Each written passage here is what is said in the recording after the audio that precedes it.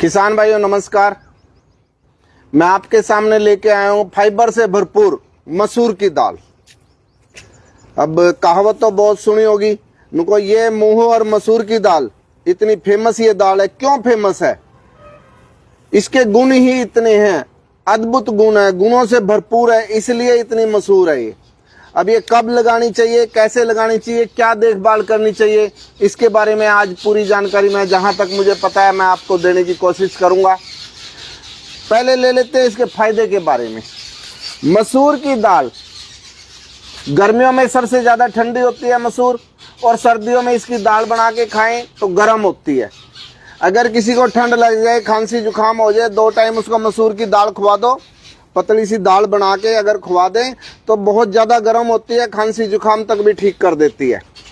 और गर्मियों में जितनी ज़्यादा गर्मी होती है, साबुत मसूर अगर बनाया जाए और खाया जाए तो इसके बराबर कोई ठंडी दाल नहीं है।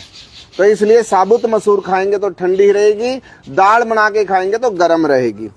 अब आते हैं इसके गुणों के साथ साथ टेस्ट के बारे में। मसूर की दाल बहुत ज़्यादा टेस्टी बनती है, इसीलिए इसका कहावत में यूज करते हैं कि ये मूंग और मसूर की दाल। और कोई भी किसान भाई, उसके पास खेत है, खेत नहीं है तो बाग में भी लगा सकता है। इसका लगाने का तरीका क्या है कि आप सितंबर, अक्टूबर, नवंबर तक 3 महीने तक इसकी बुआई कर सकते हैं। पानी की इसको बिल्कुल ज़रूरत नहीं है। बहुत हल्की सी कोई बौछार आ जाए तो उसी से इसका काम चल जाता है, पानी इसको नहीं चाहिए। और बहुत ही आसान, किसी तरह के इसको केमिकल की जरूरत नहीं है, किसी तरह के फर्टिलाइजर की जरूरत नहीं है। तो कोई भी किसान अपने बाग में, खेत में मसूर उगा सकता है। और देसी मसूर है, फाइबर से युक्त है और गुण ही गुण से भरपूर है। अब ये इसका भूस है। एक कहावत है कि आम के आम गुठली के दाम। ये मसूर इंसानों के काम आता है, इसका जो भूस है ये पशुओं के काम आता है, पशुओं के लिए भी बहुत अच्छा है, पशु इसको बहुत चाह के खाते हैं।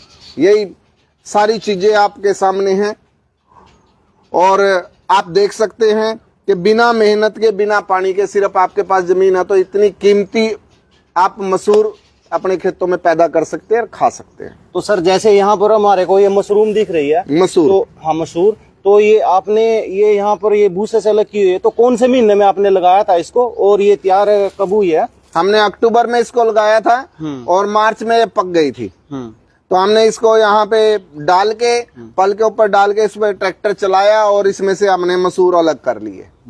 और ये भूस हमारे गौओं के लिए, साहिवाल गौएं जो हमने पाली है उनके लिए काम आएगा, खाने के लिए उनके लिए बहुत अच्छा होता है, स्वाद भी लगता है उनको।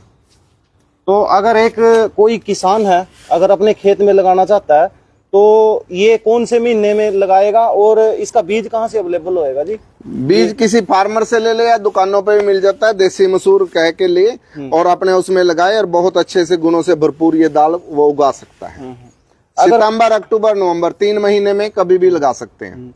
तो इसमें कोई खाद वगैरह कौन सी डाली जाती है? कोई खाद की जरूरत नहीं है, नेचुरल तरीके से, नेचुरल तरीके से। कोई खाद की जरूरत नहीं है, पानी की भी जरूरत नहीं है।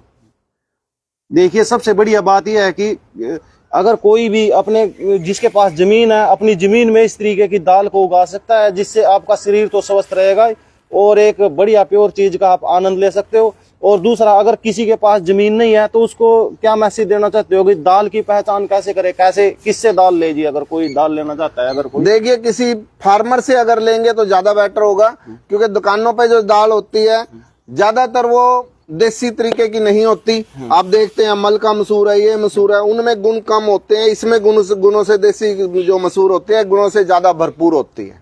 तो किसी भी फार्मर से आप लीजिए और इसका पूरा फायदा उठाइए। धन्यवाद।